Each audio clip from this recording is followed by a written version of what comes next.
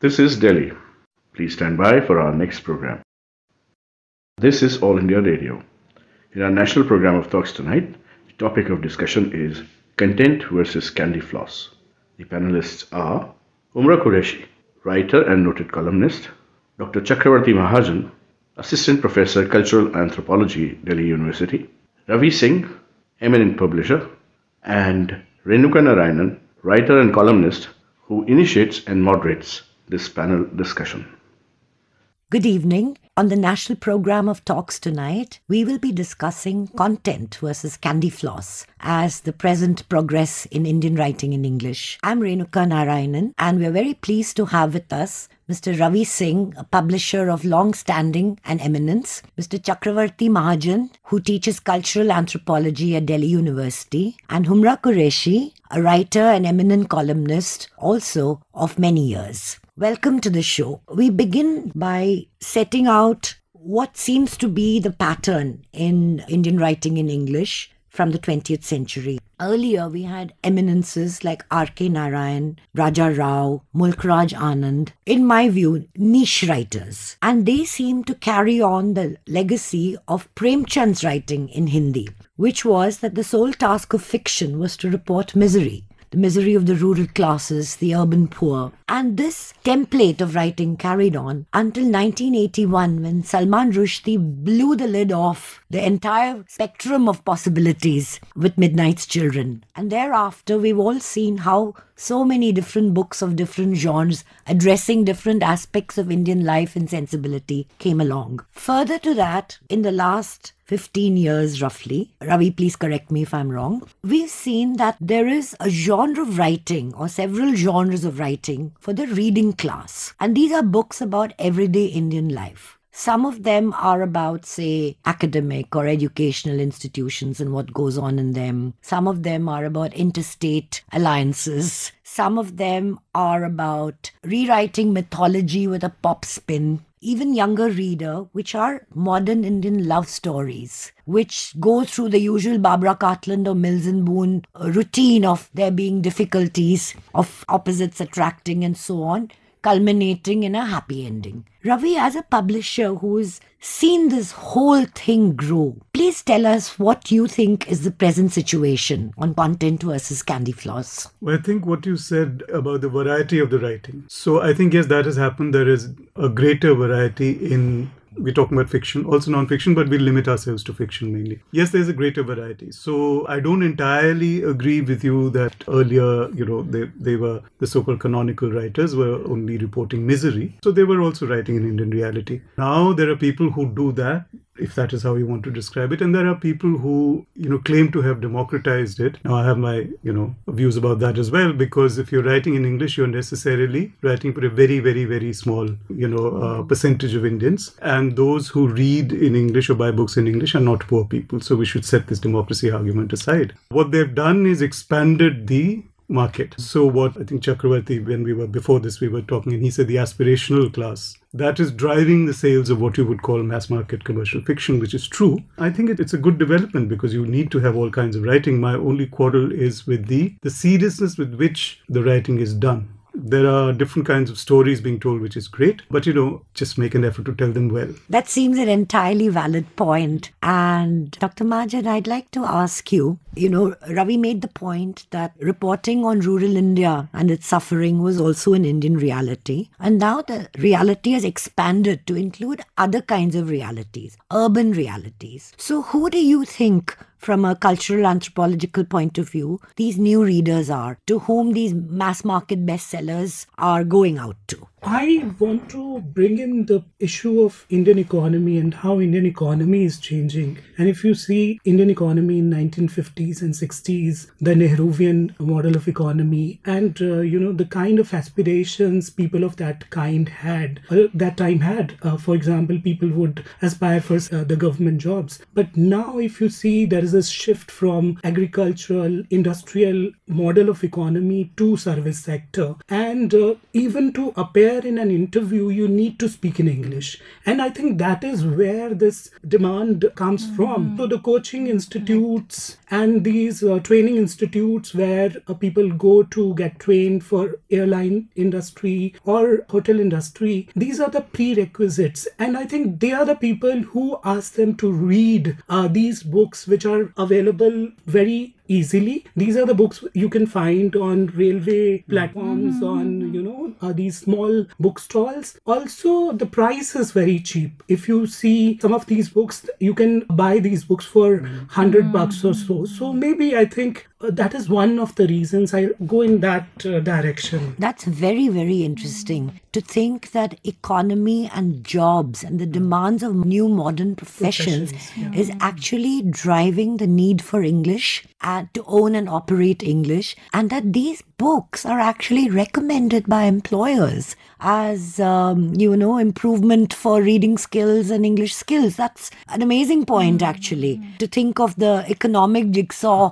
that appears to be happening. Humra, you've not only written, but you've read so much. It would be so interesting to know if you have experienced this genre of books and what you think of it. See, the whole patterns are changing. Like Ravi mentioned, like Dr. Mahajan mentioned, there's a whole changing social scenario and patterns, and with that, obviously readers or readership will be affected, books will be affected, and I feel very strongly that people who are staying in so-called conflict zones, so-called rural zones, we never get to hear what they are going through. Why should I hear a love story from Bihar in a book? I mean, I'm talking of rural pockets. It's not a particular state, but this is happening to 80% Indians or India, where, we don't get to hear their voice. Do you think this is because new reading class is not interested in sad stories because they are on the up and up? They are looking to make their lives happen in new jobs, in new professions, in new India. No, even if they want to, there's this become a little fashionable sort of trend, that till I don't write about sex or love or happenings on the circuit, social circuit, I'm no good. If I write about a village or a villager or the poor farmers, then I'm boring. So this is a very interesting point you've made, which goes back to where we started from, that the earlier generations of Indian writers wrote about this Indian reality of rural poverty, of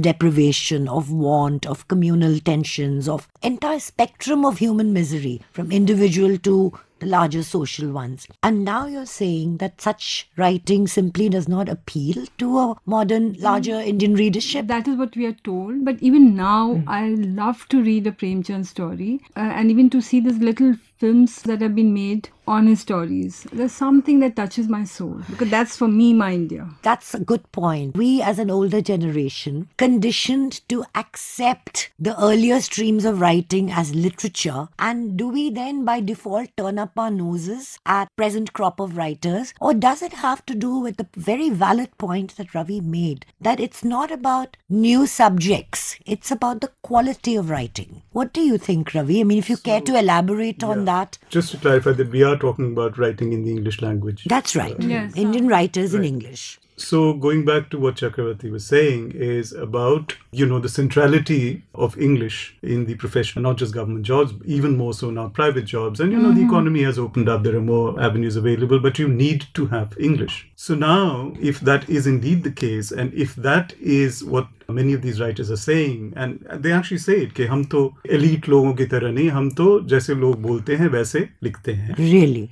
Of course, all of these people, and I really, in fact, I should sit down and do this, but my experience is that almost all of them, to the last woman and man, these mass marketings, either bankers, advertising executives, or, or IIM, IIT graduates. How are they not elite? They will be, with confidence, operate in these worlds, which they think that these aspirational readers of theirs should be brought into. Well, give them the tools that you have. It is the disdain that they have, for their very readers, that we don't need to make the effort to give them what they really need. It's unfortunate that English is a language of privilege here, but that is the way it is. Now, if there are these aspirational people who want that, and that is why they're reading them, don't cheat them.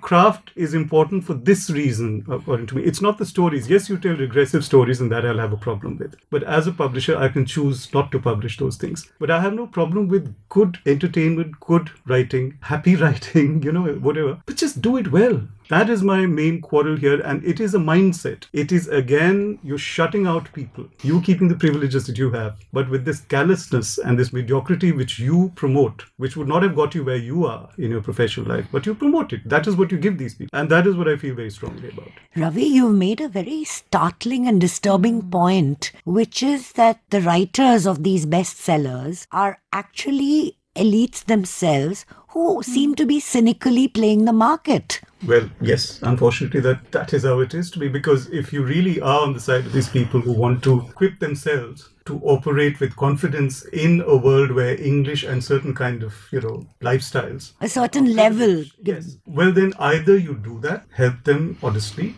to do that, enable it, or you don't use these arguments. Just say we're writing something because it sells. Don't dump down and pretend that you're so popular. So just be honest about your intent. No, that is really a shocking point to reflect on, and I'd be interested to hear your view on this. So I think I agree with Ravi on this point, but then we also have to keep in mind that over the years, this whole idea of ideal literature has also undergone a serious change. Good point. Whether that is Bhasha literature in India and this whole idea of Anchalik literatures coming into limelight, wherein people started bringing in dialects. Krishna Sopti, for example, writing in a Hindi which sounds more like, or other writers bringing in the flavors from their own parts. For example, Hindi writers like Renu and others bringing in the village dialects to the mainstream Hindi literature. You mean Fanishwarnath Renu? Renu, yes. Okay. So what I'm saying is this whole idea of ideal literature, and of course literature has to be value based, literature has to be timeless, but then what I've already brought to your notice is that there's this utilitarian side of literature, and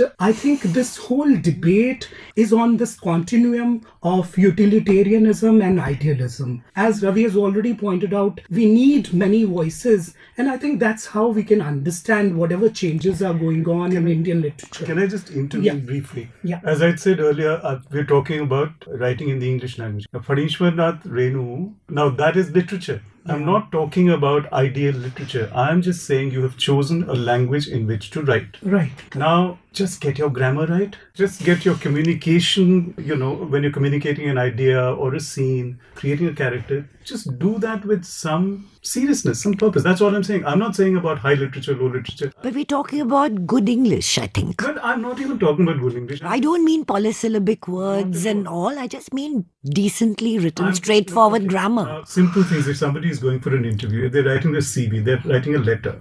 Now, by reading these books, they are not enabled to write them well enough for an employer, prospective employer, to look at those and say, okay, it happens. We look at them, we put them aside, we say, what I was saying was that, it's just craft. It's not about high literature. It's about doing things well, which you would, even at a job, right?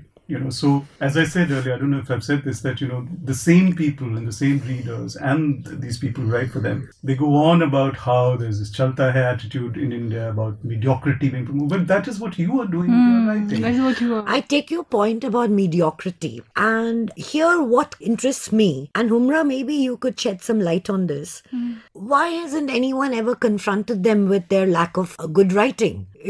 Where everyone seems to be mesmerized and swayed and overcome by their selling numbers. What is success really? Like Dr. Mahajan said, between idealism and utilitarianism, is utilitarianism only about sales? But because according to what we're hearing from Ravi, it's not delivering the value it's meant to deliver, which is to equip readers of this aspirational class described by Dr. Mahajan of some facility with English, some ease and comfort and operational ability with English. We are hearing some voices who are very critical of this new books coming out, but they are getting dimmed by there's something called public relations scenario going on.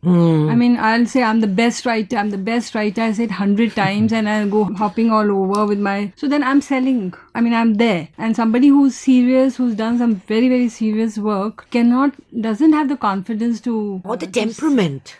whatever. So, it all gets dimmed. I mean, this is a new thing that we're seeing all over. Just one quick addition I'd like to make. It's not only about the English language, it's about clarity of thinking, about communication, about which in any seriousness language, is going. like Mela Achal, if somebody's reading that, it's not about you're not writing badly. You're writing well, which is using a different dialect, etc. But that's different. That's not what I have a quarrel with. In fact, more of that is needed. My problem is just the mediocrity. I completely take your point, and I also want to add here, what Humra says about writers having become hustlers for their own book. What do you think? What is your view as a publisher of that? Because as a writer, one would imagine that one's job is to write and you've delivered your manuscript, and thereafter it's the publishers and editors to process it and take it out to the world. Now, everybody who's ever written a book may have discovered that some publishers are active and some publishers are not. So you end up falling by the wayside, or 73,000 or something in the world list, or some dismal fact like that. It's heartbreaking for a writer if your book isn't sold. So then do people come under pressure? Because I've seen people who've written books in, I can't say fiction, but non-fiction certainly. There are people of my acquaintance whose every other social media post is about their latest oeuvre. And then they're hustling you to, they go to a book signing at a bookshop. That's something you have to read. If somebody sends in tweets a compliment, that has to be shared. So it becomes quite oppressive for the world at large that writers are out hustling so much. Do you think this is peculiar to Indian writing in English and the whole candy floss scenario? No. I think writers, obviously they should make a living from their writing, if possible. Why shouldn't they? And publishers, however small a publisher, does want to be profitable. So I don't think that really is something that is a bad thing. It is, again, what is being promoted. That's all. But isn't that a very subjective response, what is being promoted? Sure, of course it is. And which is why we're having this discussion. I mean, if it isn't writers promoting themselves, it isn't publishers promoting writers. Of course, that should be done. I mean, that's just how the world that we live in. There's, social media, online promotions. That will happen and we have to live with it. And subjective, yes, it is. Which is why publishing also is a subjective business, and there are certain authors that don't publish. It is not because of things that they do with the language, etc., etc. Some of them do it well, some don't. That is one reason why I wouldn't. But the content, yes. I mean, regressive stuff, I will not publish. Someone else will. Good for them. So I'll ask you, Dr. Mahajan. Ravi has used the word regressive several times. And according to you, how does this fit into the cultural anthropological scene? Is there a socio-political dimension to it? Or if we don't necessarily want to go there, is there a deeper people pattern to it? From where Ravi's coming. And of course, who can see things from a change From a clinical perspective. What I can see is, when it comes to calling something regressive, I think that also comes from a class position. And we know this for sure that, in India, we have this league of publishers and we know who publishes with whom. So you have people, I'm talking about, academic books also, and fiction as well. So there's this convent educated class of people who know each other. Is there a dispute about misogyny being regressive? No. Then? No. So what are we talking about? No, it's not about... You're saying ideas of regression come from class? Is that what you're saying? What I'm saying is that class helps you define what English is. And the kind of English which colonial masters promoted. I'm not talking about language here. I'm talking about content. And quality of content. But then I think when we call all the writing which is happening now, especially of a certain kind, as regressive, even that point is not valid in some sense. No. I did not say all. I said a lot of it is. He qualified it. So please proceed. You are saying that you made this rather intriguing point, which is not Ravi's point at all. Ravi's point was you can't get away from the basic good use of English. That is a non-negotiable standard below which you're not expected to fall, especially if you're playing the game with the underclass. All right. What is regressive is also subjective. No, there are non-negotiables which are regressive. Like he said, misogyny, like communal hatred, like the caste system. These things are non-negotiable. I do get it. You see, writing writing good English, I think I'm understanding writing good English in a certain way. When you say good English writing, which Indians are doing, and they have to write good English, you have to keep, your grammar should be perfect, you should write value-based English, wherein you are able to promote a certain kind One of... moment, please. Ravi said you can write fluff too. It doesn't have to be value-based. Now, Chakraverti, I want to clarify. The point about regressive grammar cannot be regressive or progressive. I'm not talking about that. I'm talking about the content, the stories that are being told. That is what I'm talking about. Don't write good English, I don't care. Like, for instance, okay, now the other argument that's made is that, owning the language, English. And operating Colonial, as it. you said. Yeah. Well, Rushdie did that before any of them and did it gloriously. Yeah, but that was known as chutneyfication, which did not work. So what is this? No, that's all right. What is happening now? See, whatever I'm speaking, I'm also, I'm not taking name, but then a lot of other theorists are also, a lot of critics also, they talk about, Rushdie's form of writing, and also then, oh, sorry. No, I get your point, but I'm saying, and this is from my experience of having studied linguistics at Delhi University, that the tendency of language is to evolve and to change. Right. And the language ball keeps bouncing, and it's bounced by new generations and new cultures as a process of ownership takes place. For instance, in my years as a journalist, I was very, emphatic about an Indo-centric use of language. I believe punctuation is politics, among other things. So you don't say the Middle East, you say West Asia. You don't put Indian words like dal, chawal in italics when sushi and pasta are marching all over the page as if they are right of way. So you have to own and operate the language. And at all agree with the colonial legacy, like somebody from the 1950s. So I'm saying that is something that is from another time. From the 1950s, my grandfather used to sound like that. But I don't. We don't. We're tweeple. We post texts, and the language is simplified according to the needs of the people and according to the technology-driven ease of communication. And this was something we actually studied in historical linguistics. To come back to the point, language you're talking about is frozen in time. But I would like to ask Humra what she thinks as a reader of this change that Dr. Mahajan has been talking about. See, as a reader, not as a writer, as a reader. And as a writer, of course. But as a reader, the minute it's superficial, I can make out, and, it's not that I'm looking for some very high-fi stuff, but even if it's very superficial and, using words so-called impress the reader, it's no good for me. Right. I'm not going to, like Khushwant Singh wrote like we are talking. And he was not trying to impress the reader, and yet there was so much flow that if you pick up one of his books, you have to read till the end at one go. So the reader is cannot be discarded. And all this English being English, it has to be. Otherwise, you write in your mother tongue. Good point, Humra. Yeah, I mean that. Yeah.